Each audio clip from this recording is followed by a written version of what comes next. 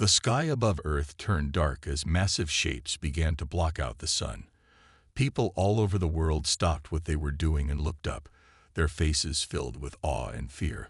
A fleet of enormous alien ships hovered silently in orbit, their metallic surfaces glinting ominously in the sunlight. These were no ordinary visitors. They were the Draconians, a reptilian species known for their advanced technology and ruthless military tactics. For weeks, strange signals had been detected coming from deep space, but no one expected this. Now, humanity faced its greatest challenge yet. In a small office at NASA's headquarters, Alex Carter stared at his computer screen, his brow furrowed in concentration. He was an astrophysicist, someone who spent most of his days studying stars and planets far beyond Earth. But today, his focus was much closer to home. The data he had been analyzing showed unusual energy readings that matched the arrival of these ships. Something didn't feel right about them. His colleague, Rachel Myers, leaned over his shoulder, her arms crossed tightly across her chest. "What do you think they want?" she asked, her voice steady but laced with tension. Rachel wasn't one to panic easily. She preferred logic and action over emotion. Still, even she couldn't hide the worry in her eyes. Alex shook his head. "I don't know, but I don't like it." He pointed to a series of spikes on the graph displayed on the monitor. "Look at these fluctuations. Their tech seems advanced, but there's something unstable about it." Before Rachel could respond, the room was flooded with light as televisions mounted on the wall switched on automatically. Every channel broadcasted the same image: the alien fleet looming in the sky. News anchors spoke rapidly, trying to make sense of the situation. Governments scrambled to prepare statements, while military forces around the globe went on high alert. It was clear that this was not just a random visit, it was a declaration of power. President Laura Hayes appeared on-screen moments later. Standing behind a podium in Washington, D.C., her expression was calm, but her words carried weight. "Citizens of Earth," she began, her voice firm and measured. "We are facing an unprecedented event. Representatives from the extraterrestrial vessels have announced their presence and issued demands. We urge everyone to remain calm and trust that we will handle this situation responsibly." Her speech was interrupted by another transmission, this time from the aliens themselves. A deep, guttural voice echoed through every device capable of receiving the signal. "Humans of Earth," it growled. "You are weak and insignificant compared to us. Surrender your planet or face annihilation." The message sent shockwaves through the population. Some people panicked, rushing to stockpile supplies or flee cities. Others gathered in public spaces, holding signs and chanting slogans of defiance. Social media exploded with reactions ranging from fear to anger to disbelief.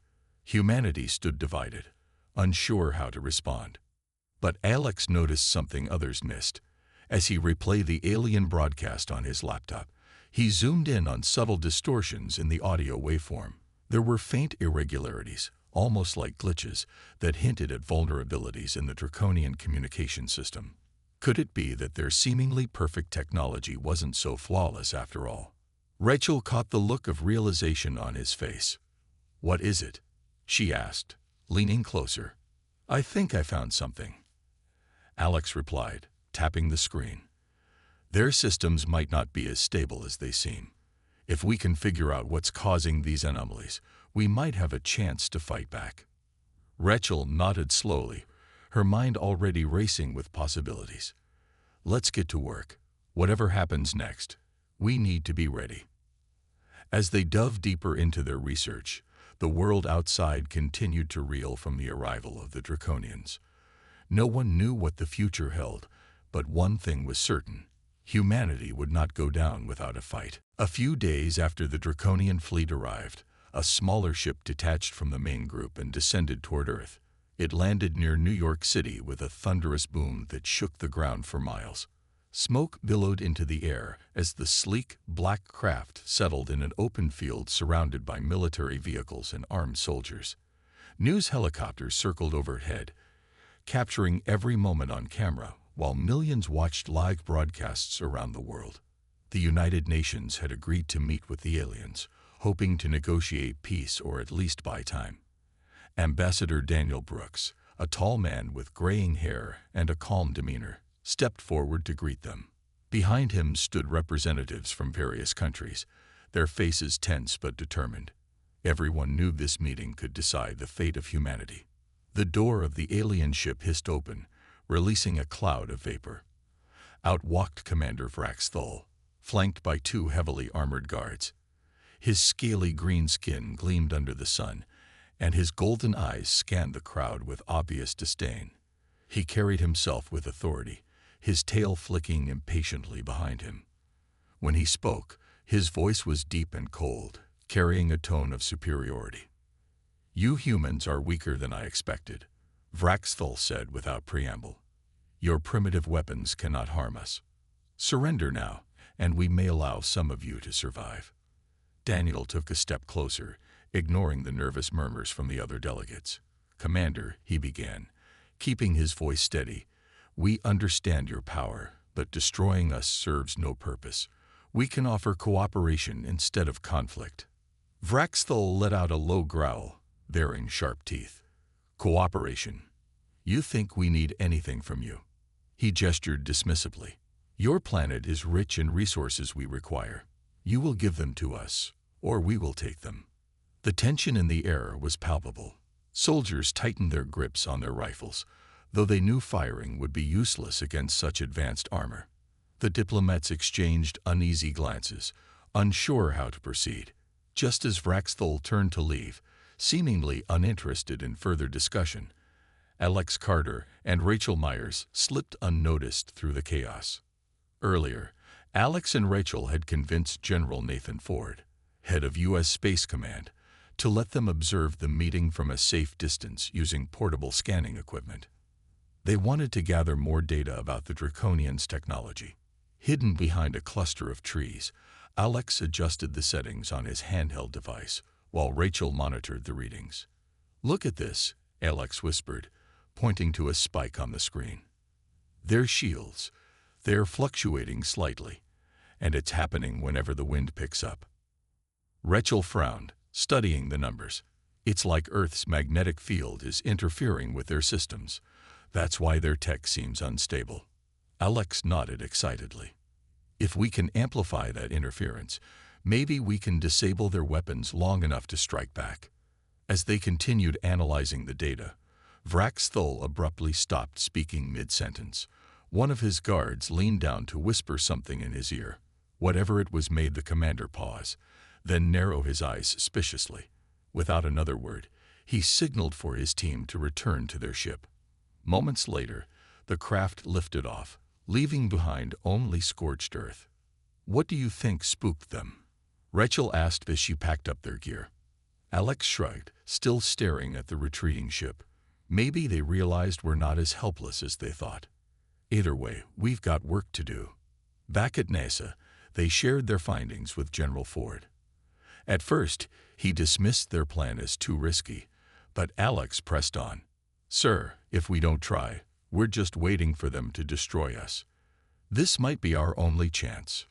Reluctantly, Ford agreed to support their idea.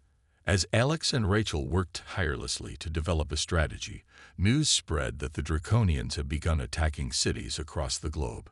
Fires raged, buildings crumbled, and thousands fled in terror. Yet, amid the destruction, a spark of hope remained. Humanity wasn't giving up. Not yet. The attacks from the Draconians grew worse with each passing day. Cities burned, and fear spread like wildfire across the globe. But amidst the chaos, something unexpected happened. Humanity began to fight back. Protests erupted in major cities, with people refusing to accept defeat. Among the loudest voices was Maya Lopez, a former Marine who had seen her share of battles. Standing on a makeshift stage in downtown Los Angeles, she held a megaphone and shouted to the crowd, "We're not going to let them take our home." She yelled, her voice strong and unwavering. "If they want to fight, we'll give them one." Her words ignited a spark in the hearts of those listening. People cheered, holding up signs that read, "Earth will survive," and "No surrender." Maya knew speeches alone wouldn't stop the aliens, but she also knew that unity could be humanity's greatest weapon. That night, she gathered a small group of trusted individuals in an abandoned warehouse to form what would become the Resistance. Ethan Cole, a wiry young man with glasses and a knack for hacking, was the first to join. He had spent years breaking into secure systems for fun, but now he sought a real purpose for his skills. Next came Claire Bennett, a medic with fiery red hair and a no-nonsense attitude. She had served in humanitarian missions before and insisted that saving lives would be just as important as fighting. Together, they began recruiting others. Engineers, soldiers, even ordinary citizens willing to risk everything. Meanwhile, Alex Carter and Rachel Myers worked tirelessly at NASA, refining their plan to exploit the Draconians' technological weakness. Using data collected during the meeting with Thraxthul, they identified specific frequencies that disrupted the alien shields. With General Ford's reluctant approval, they started modifying satellites to emit electromagnetic pulses, EMPs, capable of targeting the fleet. The process was slow and risky, but both were determined to see it through. One evening, as Alex pored over blueprints and Rachel tested equipment, news broke of another devastating attack. This time, it was Chicago. Thousands were dead or missing, and images of burning skyscrapers dominated the media. Rachel clenched her fists, her frustration boiling over. "We're running out of time," she muttered. "If we don't act soon, there won't be much left to save." Alex placed a reassuring hand on her shoulder. "We will. We have to." While the Resistance prepared for battle, tensions within the Draconian ranks were rising. Sub-Commander Kryn, a younger officer with shimmering silver scales, questioned Vraxthul's aggressive tactics. During a private meeting aboard the flagship, she voiced her concerns. "Commander," she said cautiously, "our mission was to secure resources, not exterminate the species. They've shown resilience and intelligence. Perhaps negotiation is still possible." Vraxthul slammed his fist onto the table, his golden eyes blazing with fury. "Negotiation. These humans are nothing but insects beneath our feet. They must learn obedience, or die." Kryn lowered her gaze but didn't back down. She knew the commander's arrogance blinded him to the truth. Humanity wasn't as weak as he believed, and if they continued this war, it might cost the Draconians more than they could afford. Back on Earth, Maya led her team on a daring raid to recover supplies from a crashed alien ship in the Arizona desert. The vessel had been damaged during one of the earlier EMP tests and lay abandoned. As they approached, Ethan hacked into its security systems, disabling traps and alarms. Inside, they found advanced weapons and strange devices they couldn't yet understand. "This could change everything," Maya whispered, holding up a glowing orb. "If we can figure out how it works, we might stand a chance." But their victory was short-lived. Alarms blared as reinforcements arrived, forcing the team to flee. Claire stayed behind to tend to Ethan, who twisted his ankle during the escape. Despite the setback, Maya refused to lose hope. Humanity had faced impossible odds before, and they'd always found a way to survive. As the Resistance regrouped and Alex and Rachel finalized their EMP plan, whispers of rebellion spread among the Draconians. Kryn secretly reached out to Maya, offering information in exchange for safe passage. For the first time since the invasion began, it seemed possible that humanity might turn the tide, not just through strength, but through alliances forged in the unlikeliest places. The uneasy alliance between Kryn and Maya began in secret, hidden from both the Draconian fleet and humanity's leaders. Kryn sent coded messages through intercepted communication channels, revealing critical details about the aliens' technology and weaknesses. At first, Maya was skeptical. Trusting an alien felt like a betrayal to everything she stood for. But as the information proved accurate and invaluable, she realized that working together might be their only chance at survival. One evening, Maya met with Alex and Rachel in a dimly lit room beneath the Resistance headquarters. Ethan sat nearby, typing furiously on his laptop while Claire monitored security feeds. Maya laid out a map showing the locations of grounded Draconian ships. Kryn says these ships are vulnerable, Maya explained, pointing to 3 red dots. Their shields are down and their engines are damaged. If we hit them now, we can cripple their ability to attack. Alex nodded thoughtfully. That matches what we've seen in our scans. Their systems are struggling to adapt to Earth's magnetic field. With the EMP satellites ready, we could disable them completely. Rachel hesitated, her brow furrowed. But if Kryn is caught helping us, it could start a civil war among the Draconians. Are we willing to risk that? Maya crossed her arms. It's already happening. She told me there's division in their ranks. Some believe Vraxthal's methods are reckless. If we push hard enough, they might turn on each other. Ethan looked up from his screen. She's right. If we don't act soon, Vraxthal will regroup and launch another wave of attacks. We can't afford to wait. After hours of debate, they agreed on a plan.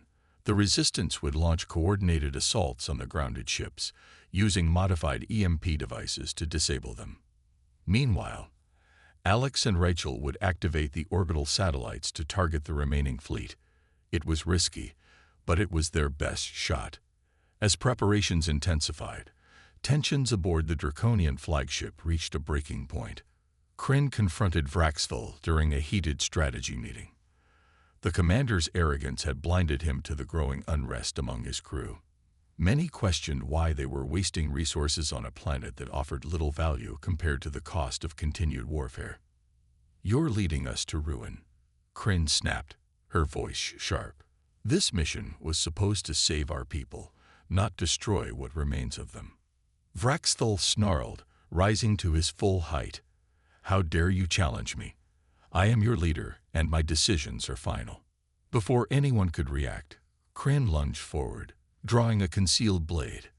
The room erupted into chaos as the two clashed in a furious duel. Vraxthal fought with brute strength, but Kryn moved with precision, exploiting his rage-fueled mistakes. In the end, she plunged the blade into his chest, watching as he collapsed to the floor. Silence fell over the bridge. Kryn turned to face the stunned officers, her voice steadied despite the weight of what she'd done. "Vraxthal's arrogance has led us to disaster. If we continue down this path, none of us will survive. It's time to choose a new way."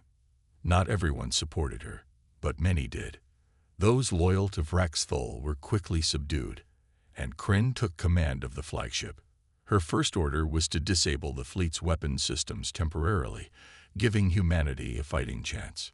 News of the mutiny spread rapidly, dividing the Draconians further. On Earth, Alex and Rachel activated the EMP satellites just as planned. Bright flashes lit up the sky as pulses surged through space, striking the alien fleet. Ships shuddered and fell silent, their once impenetrable shields rendered useless.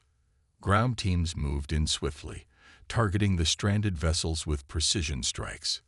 Amid the chaos, Maya led her team to victory, capturing one of the grounded ships intact.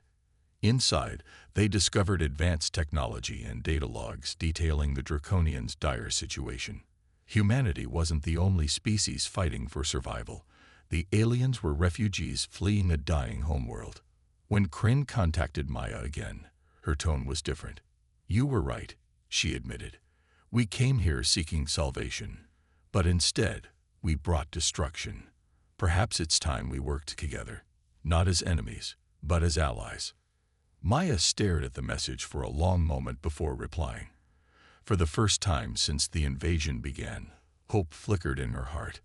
The battle wasn't over, but maybe, just maybe, there was a path toward peace. The days following the EMP attack were a whirlwind of activity. The Resistance celebrated their victories, but there was no time to rest. Captured Draconian ships provided valuable insights into alien technology, and Alex and Rachel worked around the clock to study them.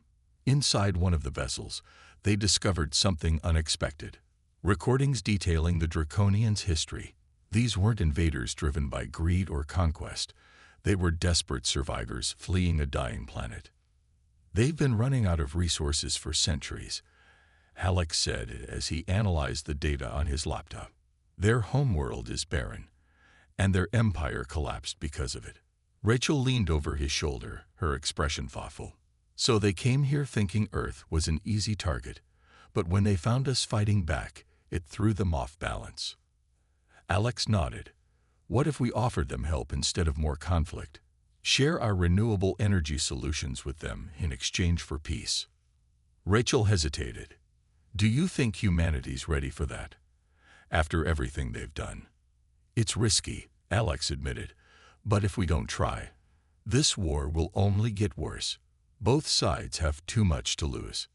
Meanwhile, Kryn reached out to Maya again, proposing a formal meeting. The resistance debated whether to trust her, but Ethan argued that the opportunity couldn't be ignored. If she's sincere, this could end the fighting, he said. And if she's lying, we'll be prepared. With heavy hearts, the group agreed to meet under strict conditions. A neutral location, a remote valley in Montana, was chosen, and both sides approached cautiously. Kryn arrived accompanied by a small escort, her silver scales glinting in the sunlight. She carried no weapons, signaling her intent to negotiate. Maya stepped forward, flanked by Claire and Ethan. You wanted to talk, she said firmly. Talk. Kryn met her gaze without flinching. I won't deny the harm my people have caused. We acted out of desperation, blinded by arrogance. But I believe there's another way, for both our species to survive. Over the next few hours, they discussed terms. Humanity would share knowledge about sustainable energy and ecological restoration, while the Draconians promised to withdraw their forces and assist in repairing the damage they'd caused. It wasn't perfect, but it was a start. Back at NASA, Alex presented his findings to President Laura Hayes. Her advisors warned her against trusting the aliens, arguing that they might exploit the offer. But after reviewing the evidence, Laura made her decision. We can't keep fighting forever, she said during a televised address. This isn't just about survival. It's about proving that cooperation is possible, even between the most unlikely allies. Public reaction was mixed. Some supported the idea, seeing it as a chance for healing and progress. Others accused the government of betrayal, claiming humanity should demand justice for the lives lost. Despite the backlash, Laura stood firm, authorizing teams to begin working with Kryn's engineers. As weeks passed, tentative steps toward collaboration took shape. Teams of human scientists worked alongside Draconian technicians, combining their knowledge to develop new technologies. Together, they devised methods to purify polluted air and water, restore damaged ecosystems, and generate clean energy. Slowly, areas devastated by the war began to heal. For Maya, the change was bittersweet. She had fought so hard to protect Earth, yet now she found herself sitting across from former enemies, brainstorming solutions. One day, as she walked through a park where trees had been replanted thanks to joint efforts, she paused to watch children playing. Claire joined her, smiling faintly. It's strange, isn't it? Claire said softly. A year ago, we wouldn't have imagined this. Maya nodded. Things are different now. Not perfect, but better than before. Far above Earth, the remaining Draconian fleet prepared to depart. Kryn stood on the bridge of her flagship, gazing down at the blue-green planet below. Before leaving, she sent one final message to Alex and Maya. Thank you for showing us another path. Perhaps someday we'll meet again, not as foes, but as equals. As the ships vanished into the stars, hope lingered in the hearts of those left behind. The scars of war remained, but so did the promise of a brighter future, one built not on hatred, but on understanding. And for the first time in a long while, humanity dared to dream of peace beyond its borders. The departure of the Draconian fleet marked a turning point for Earth, but it didn't mean the end of challenges. The scars left by the war were deep. Cities lay in ruins, families mourned their losses, and trust between nations was fragile. Yet, amidst the rubble, humanity began to rebuild, not just its cities, but its sense of unity. Leaders from around the world gathered at the United Nations headquarters to discuss how to move forward. President Laura Hayes addressed the assembly, her voice steady yet filled with emotion. "We've faced an enemy unlike any we've known before," she said, "but we also found allies in unexpected places. This is our chance to prove that humanity can rise above division and work together, for ourselves and for others." Her words resonated deeply. Countries pooled resources to fund reconstruction efforts, while scientists continued collaborating with the remnants of the Draconian technology left behind. Alex Carter and Rachel Myers became key figures in this new era, publishing groundbreaking research on sustainable energy solutions inspired by both human and alien innovations. Their work not only helped heal Earth's environment, but also sparked advancements in fields like medicine, agriculture, and space exploration. Meanwhile, Maya Lopes returned to Los Angeles, where she had once rallied people to resist the invaders. Now she stood on the same stage, addressing a crowd that had come to celebrate progress rather than protest destruction. Behind her, volunteers planted trees in what used to be a war-torn neighborhood. Ethan Cole stood nearby, snapping photos for an article he planned to write about the event. "This isn't just about rebuilding buildings or cleaning up streets," Maya told the cheering crowd. "It's about building a future where everyone has a place, where no one gets left behind." Claire Bennett worked tirelessly alongside medical teams, treating survivors still recovering from injuries sustained during the conflict. Her fiery determination hadn't dimmed, though her focus shifted from saving lives in battle to improving them afterward. She often joked that stitching wounds was easier than navigating the politics of aid distribution, but her sharp wit masked a profound commitment to helping others. As life slowly returned to normal, or at least a version of it, people began reflecting on what they had learned. The war with the Draconians had shown humanity two things: its resilience and its capacity for compassion. When faced with extinction, ordinary individuals had risen to become heroes. Farmers shared food with strangers. Teachers held classes in bombed-out schools, and artists painted murals over cracked walls, reminding everyone of beauty even in despair. Far away, aboard the Draconian flagship, Kryn led her people toward a distant star system rumored to have habitable planets. Though relieved to leave Earth's orbit, she couldn't shake the lessons she'd learned there. For centuries, her species had believed strength came from domination. But seeing humans fight not just to survive, but to protect one another, and then offer help despite suffering, had changed her perspective. One evening, as the ship drifted through the void, Kryn addressed her crew. "We failed as conquerors," she admitted, "but perhaps we succeeded as students. Humanity taught us something valuable. Survival isn't enough. To truly live, we must build connections with each other and with those who are different." Her words stirred quiet murmurs among the crew.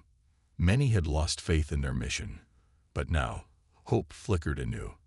They began brainstorming ways to apply Earth's renewable technologies to restore their own homeworld, should they ever find it again. Back on Earth, Alex stared at the night sky, wondering if the Draconians would honor their promise. Beside him, Rachel adjusted her telescope, scanning for signs of activity among the stars. "Do you think we'll hear from them again?" she asked. Alex smiled faintly. "Maybe. Or maybe someone else will come knocking next time. Either way, we'll be ready." For all its flaws, humanity had proven it could adapt, innovate, and persevere. And though the road ahead remained uncertain, one thing was clear: Earth wasn't just a planet, it was home. A home worth protecting, no matter the cost. Months turned into years, and Earth transformed in ways few could have imagined. The scars of war still lingered, but they became reminders of resilience rather than pain. Cities rebuilt themselves with new designs. Parks replaced parking lots, solar panels adorned rooftops, and wind turbines spun gently in the breeze. People learned to live differently, embracing sustainability not as a trend but as a necessity. Humanity's partnership with the Draconians, though brief, had sparked a global awakening. Alex Carter and Rachel Myers found themselves at the center of this change. Their research on combining human and draconian technology revolutionized industries worldwide. Renewable energy systems powered homes, schools, and hospitals, while advanced filtration methods cleaned polluted rivers and oceans. Alex often joked that he went from studying distant stars to fixing problems right under his nose, but his work brought him immense satisfaction. Rachel, ever practical, focused on making their innovations accessible to everyone, especially poorer communities hit hardest by the war. Maya Lopes settled into a quieter life, though her influence remained strong. She traveled across the globe, speaking at conferences and visiting places once devastated by conflict. Her message was simple: we survived because we stood together. Let's keep doing that. Ethan Cole finally wrote the book he'd always talked about, a detailed account of humanity's fight against the Draconians and the lessons learned along the way. Titled *Stars and Soil*, it became an international bestseller, inspiring readers to think beyond borders. Claire stayed close to home, running a free clinic for survivors and teaching young medics how to heal both bodies and spirits. President Laura Hayes retired after her term ended, leaving behind a legacy of courage and diplomacy. Her decision to negotiate with the Draconians instead of pursuing vengeance earned criticism at first, but history proved her right.